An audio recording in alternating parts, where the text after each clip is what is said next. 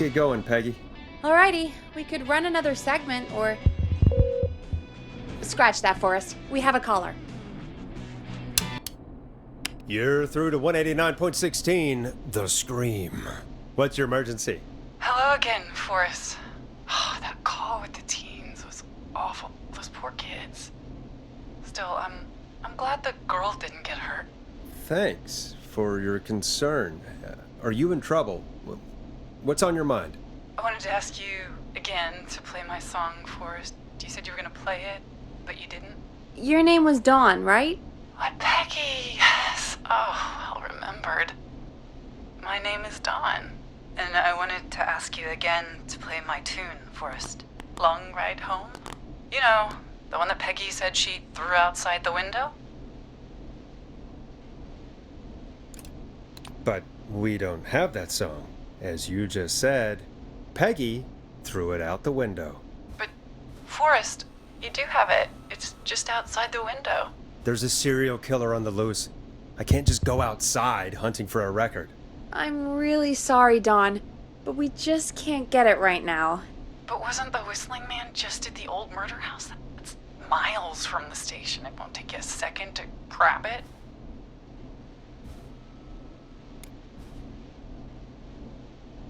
Don, I'm not sure if you've heard, but there's something unnatural about this freak. He's fast. I'm not risking it.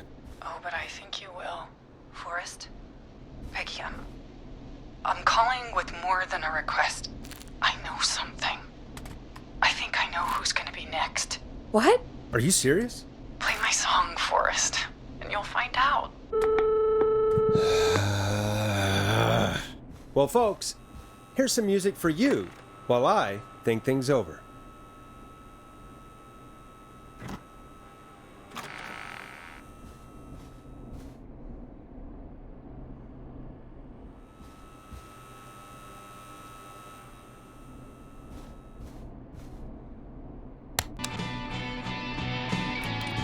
Is she serious, Peggy? She's serious about hearing that song, that's for sure. Peggy, I mean, is she serious about... I don't know, Forrest, but we don't really have a choice, do we? If she's telling the truth... All right, I'll do it. You're a good man, Forrest. I'll slide you the key to the fire door. Wait. Our fire door has to be unlocked? Yeah, You know, I never thought about it, but yeah. We should talk to Reggie about that later. Anyway, I'll hold the fort down while you're out. Maybe I'll even get a caller. That could be exciting. 189.16, The Scream. With me, Peggy.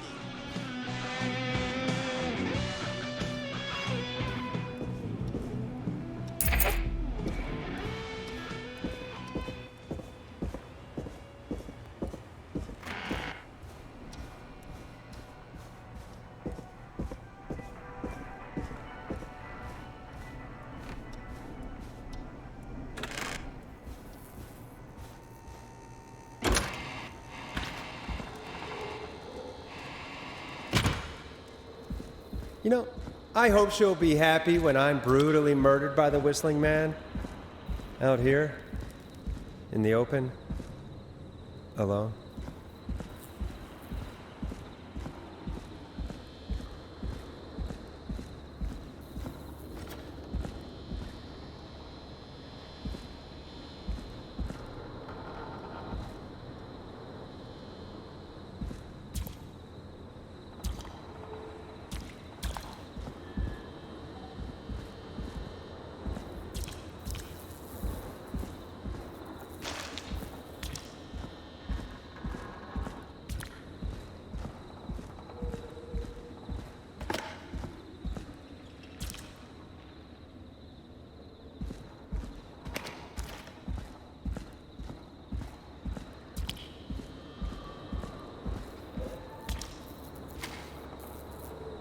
Here it is.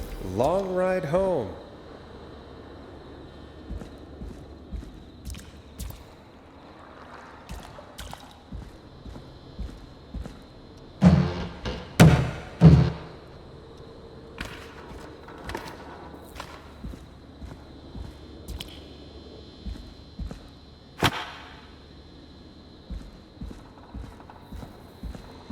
course. It locks behind me.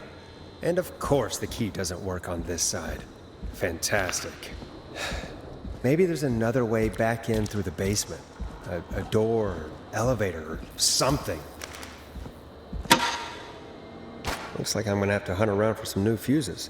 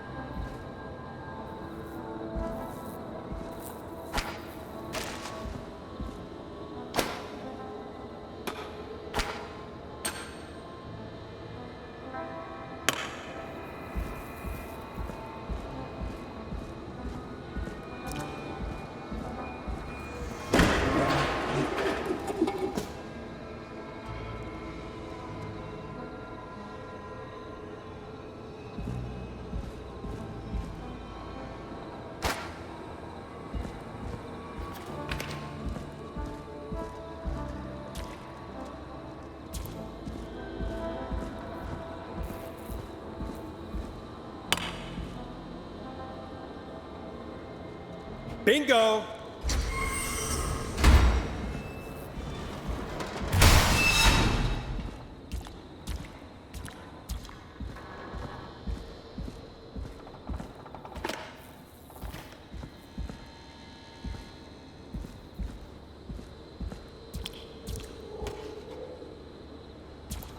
I could probably survive that fall.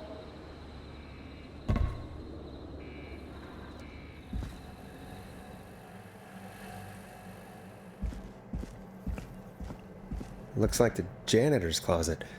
What did Peggy say his name was? Clive?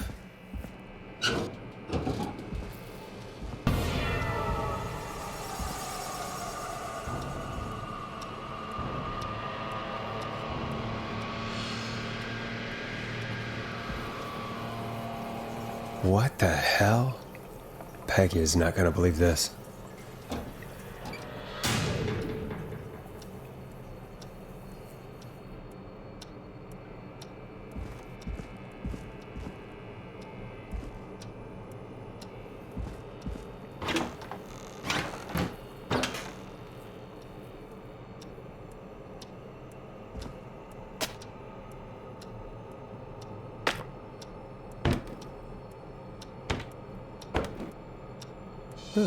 There's a key. I'll just take that. Might be important.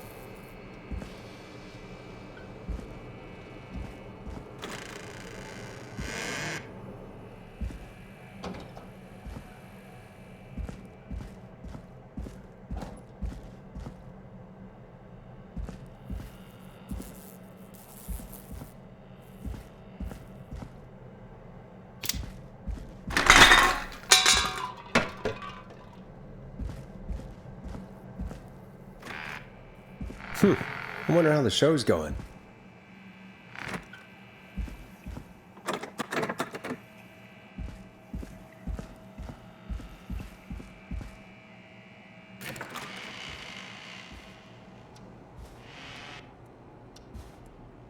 I need a key to get in there.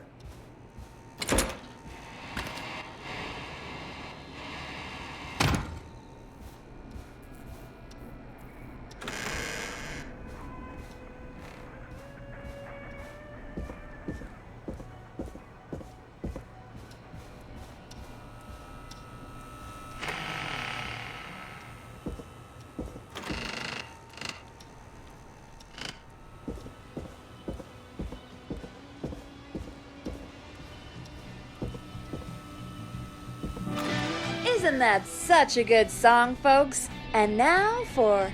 Jesus, Forrest, you've been gone for ages. I thought something had happened. Something did happen. Clive, the janitor, might be Clive, the murderer. What? I'll start from the beginning. The fire door locked behind me, so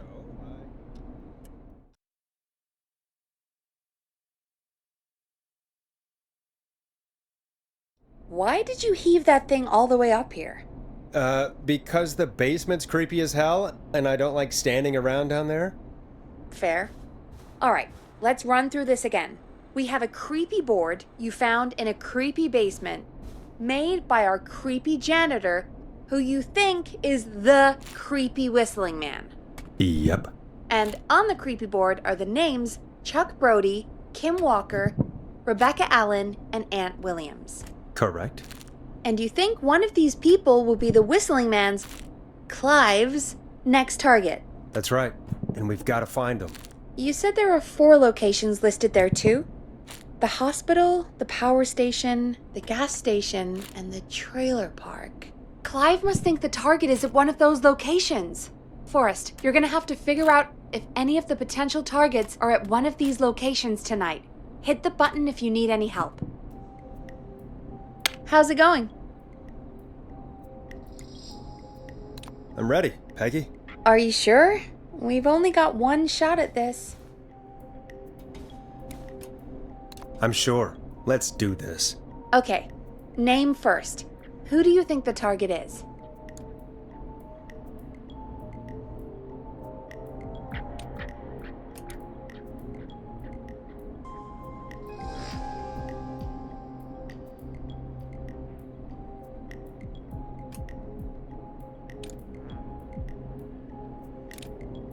Chuck Brody. And where will I find them?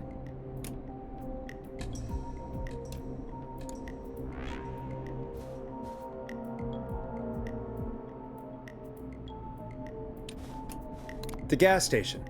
Okay, I'm dialing. One moment.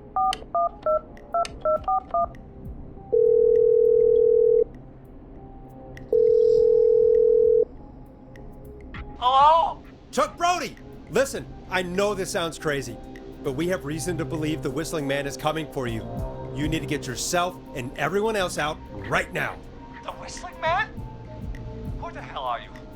Who is this? This is Forrest Nash. Listen, the whistling man's back. We found a list with your name on it, and God. It's today. The year I finally let myself forget.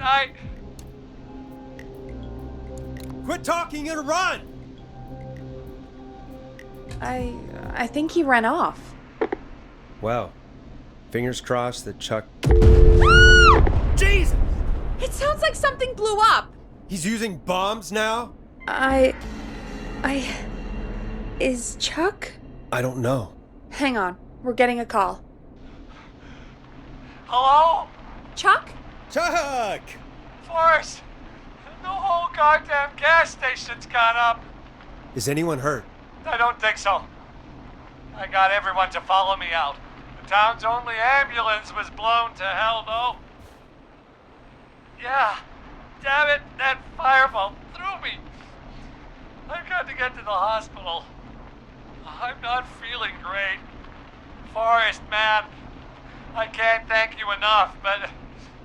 Damn, I gotta go. Wait, Damn it. We lost him. What was that about today? Oh, Forrest, the call board is lighting up. Get us into some music while I deal with this. Here's some music while we regroup here on KFAM 189.16, The Stream.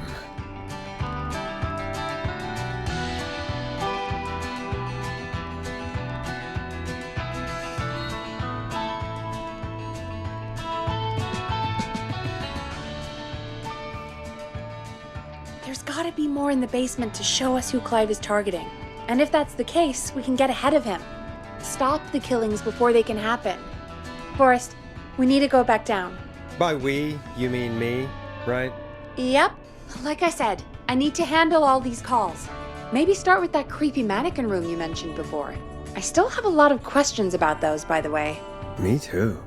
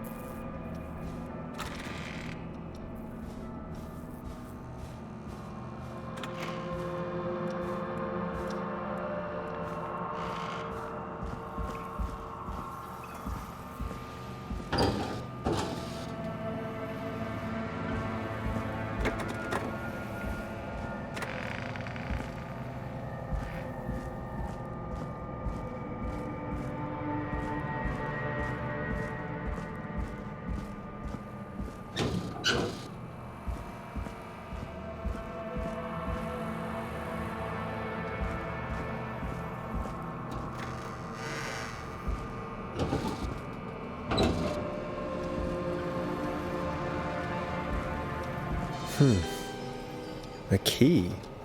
Was this always here? I must have missed it when I brought everything upstairs.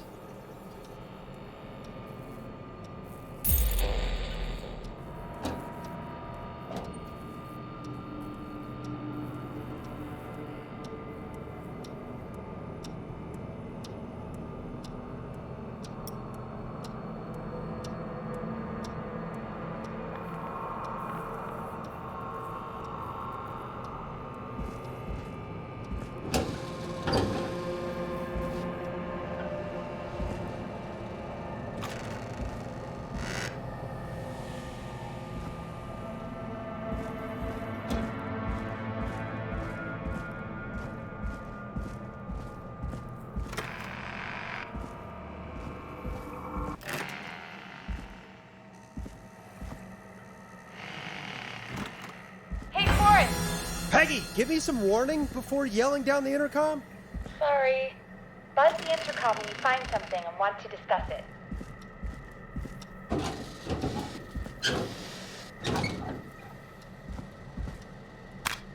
Peggy, I've found a tape and a map down here. A map of what? Looks like it might be to somewhere in this storage area. Weird. Well, maybe the tape will give us more information. Give it a play.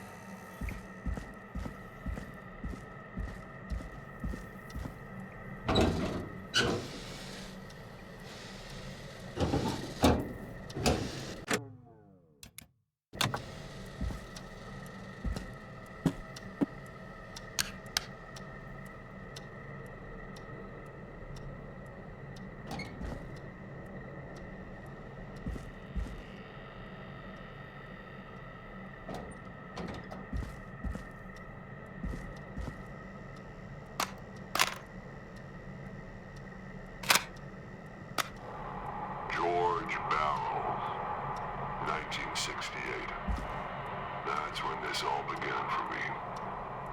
Follow the maps. Find the tapes. I'll be waiting. Wait, George Barrow? We all heard that he drowned after a night out drinking. Was it actually Clive? Has Clive really been the whistling man for that long? He says I need to follow the maps and find the tapes. I guess that's what this map is about. I think we need to see what else is hidden down here. Be careful, Forrest. Keep looking. Buzz the intercom when you found something. Time of autopsy is 7 a.m. cause of death is asphyxiation from drowning. The degree of rigor mortis indicates that the subject has been deceased for 5 hours. That puts the time of death.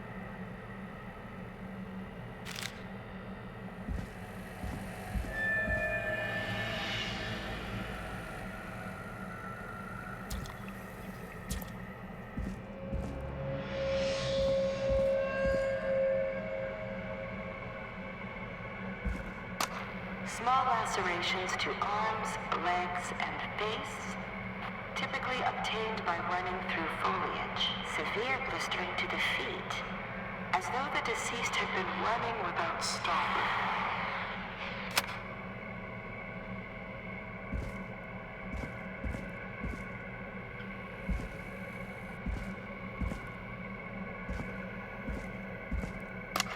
Preliminary toxicology results shows no signs of inebriation. However, a high amount of cortisol was found, indicating elevated levels of stress in the immediate moments before death.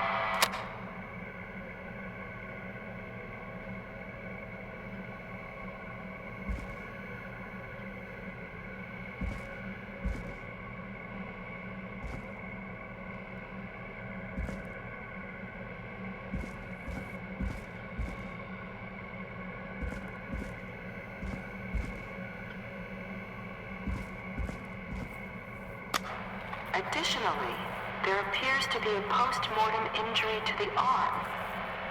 It looks like it was trapped in a car door.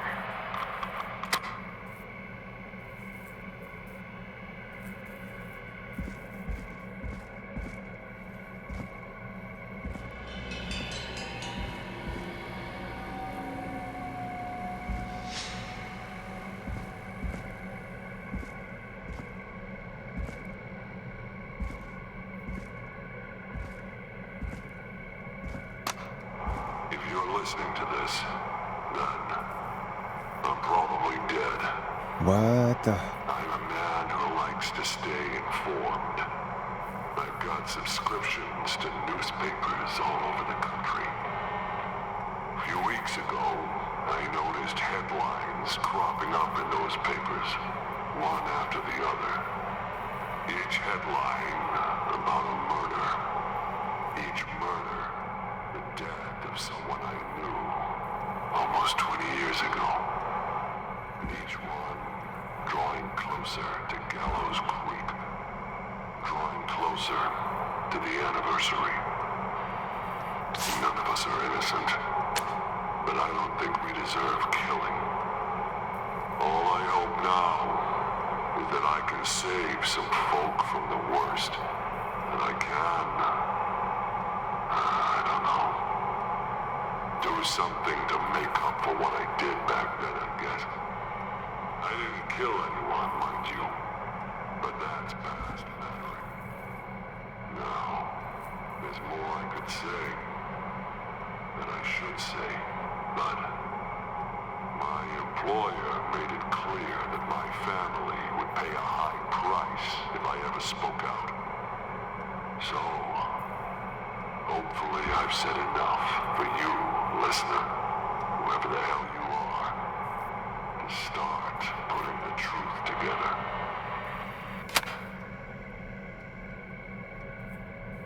What the hell? Peggy is not gonna believe this.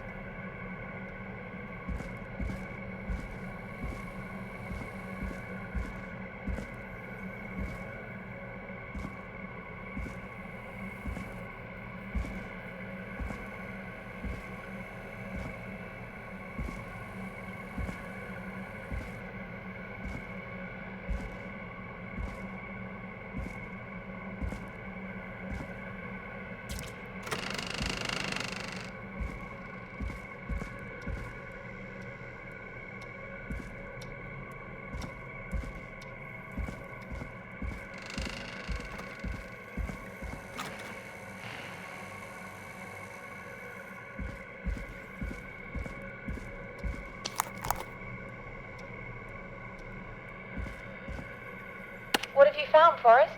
It's an autopsy tape. Doesn't say for who, but I think it must be for George. Poor George.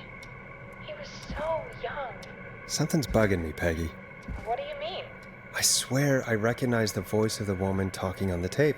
I just can't place it. Seriously? Do you think you've met her before? I don't know. I mean, I just got here recently. I don't know. Found another tape. It talks more about how George died. What did it say? It sounds like he was running for his life. Sprinting through trees and bushes, getting cut up all over. What would drive someone to do that? I'm not sure yet. There's also a tape about a toxicology report. There were no signs of drinking or that he was on anything. What? But everyone said he went swimming drunk and drowned. It was in the newspaper and everything.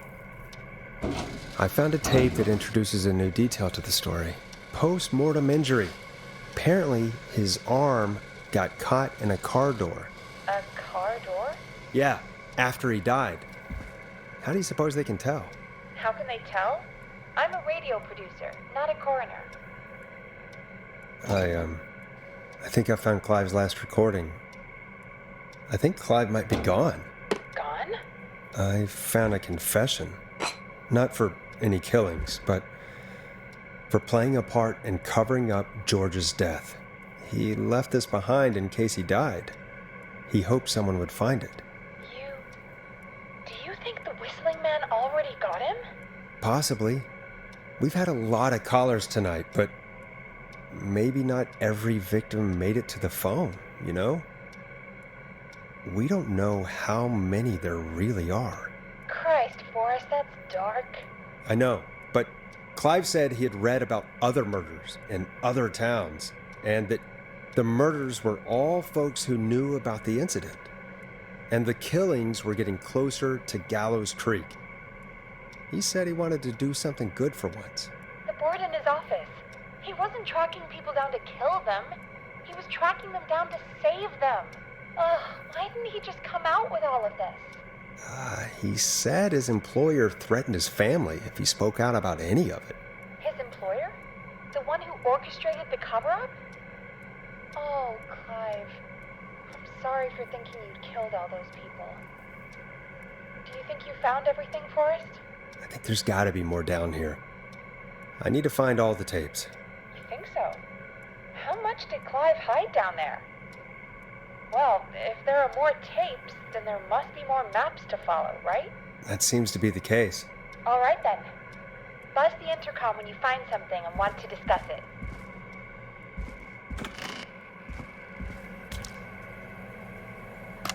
Time of autopsy is 7 a.m. Cause of death is asphyxiation from drowning.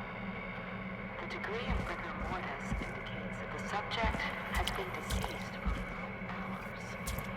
That means the time of death.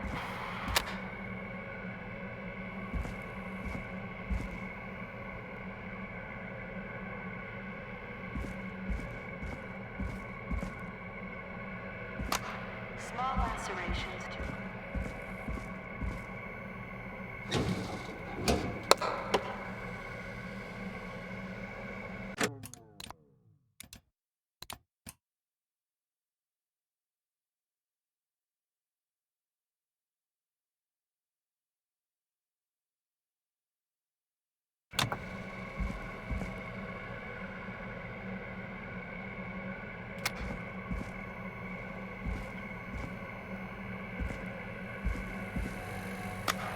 Additionally, there appears to be a post-mortem injury.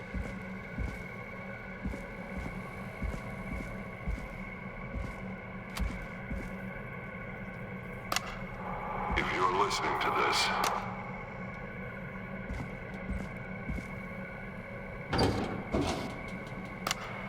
It is the coroner's opinion that the subject likely feared for his life and was chased, resulting in a fall from a height into a body of water, where he hit his head, was knocked out, and drowned. Following that, he was moved. Dr. Solo, This has to be important. we need to have a talk. Is that recorded?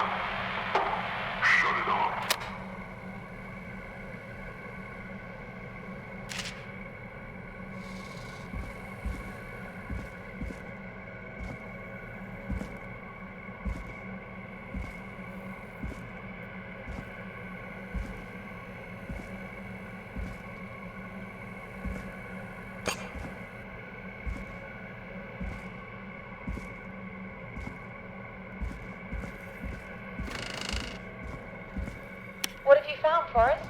In another tape, the coroner comes to the same conclusion as I did. George was running from something. Maybe an animal? Maybe, but then there's this next bit, where the coroner thinks he was moved post-death. Moved the body? How weird. At the end of the tape, someone burst in and demanded the doctor, Dr. Sullivan, to stop recording. Dr. Sullivan. Wait, Virginia Sullivan? She was her caller from earlier. Well, then our caller was involved in a conspiracy around this boy's death. If only she had made it. Then we might have learned more about what's going on.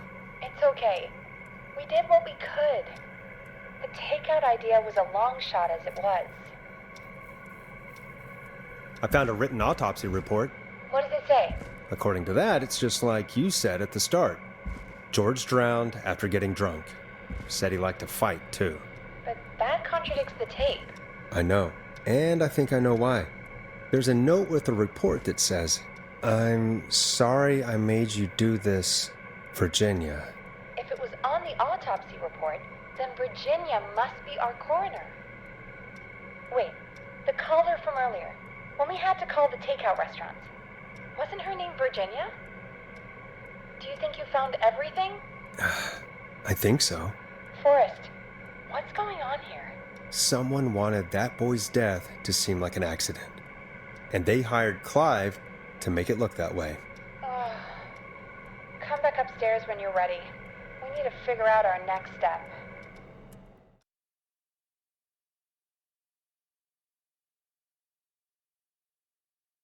Thank God you're back, Forrest. I've been running out of stuff to pad our airtime with. Peggy, you work in radio. Forrest, I'm stressed. I mean, really. How are we supposed to keep a show going with all this happening? This is our job, Peggy. We gotta do it. You're right. So, what's the plan now? We could try Sandra. What would Sandra know? I don't know, but we have to start somewhere. Anyway, just be careful when you're talking to her. Don't push too hard. We don't want her to hang up.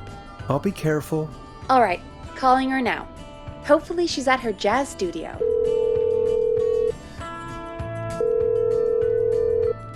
Aha! Forrest, you're through. Hello, this is Sandra at Jazz Pizzazz Jazz Studio. Who is this? Hello again, Sandra! It's Forrest Nash of 189.16, The Scream. And you're live on air. Oh, I always thought folks called into a radio show, not the other way around. How jazzy. What can I do for you? Well, we're trying to understand what's behind the attacks tonight. We had a few questions. Why, Forrest, of course. Heck, after the way you saved my life, I'd say yes to just about anything you asked. Do you know why the Whistling Man might have targeted you? Ha! As far as I can tell, he's just a knife-wielding psycho with superhuman cardio. He'd chase after anybody. Right. Well, we think he might be chasing specific people. People who know about the death of a boy named George. Oh, I don't know anything about that. Sorry. Have you had to keep quiet about anything? Any secrets you've had to keep? What would I have to keep quiet about? I don't know. I mean, could be that you've seen something or heard something. I never saw anything. Even if I did, what would that matter? And it was years ago.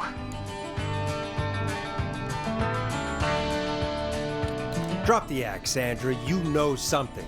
What are you hiding? I don't know anything. Oh, look at the time. It sure is late. I have to go. I'll drive home now, or just drive. Sorry. Well, I might have gone a bit hard on her. a bit? All right. Let's just move on. Well, folks, if anyone out there has any thoughts on what's going on tonight, please call in. That's good timing. We've got a call waiting just this second.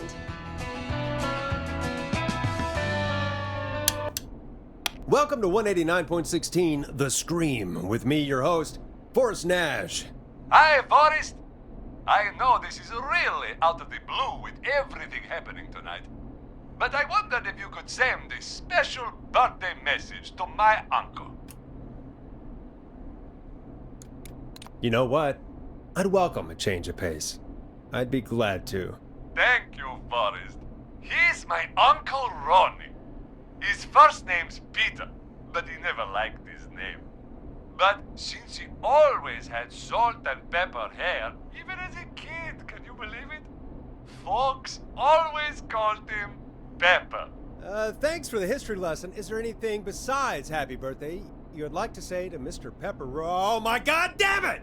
Yes! Tell him he can get the best birthday deals and party packages here at Putney's Pizza. Starting at You son of a bitch! Stop calling us!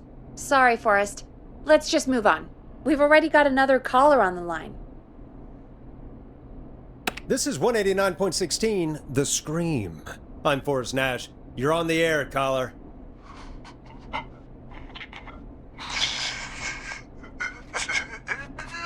Caller.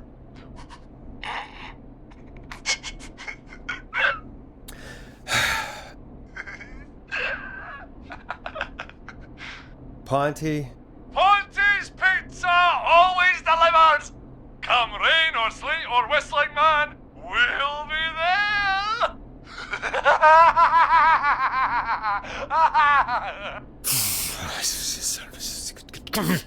Forrest? Forrest? Are you okay? Forrest? I hope the whistling man gets in with his own pizza slicer. Jesus, Forrest? Sorry, that was too much. It's okay. It's been a high-stress night. Don't worry about him anymore, okay? Not for tonight, anyway. I think he's spent for now. We've got another call, whenever you're ready.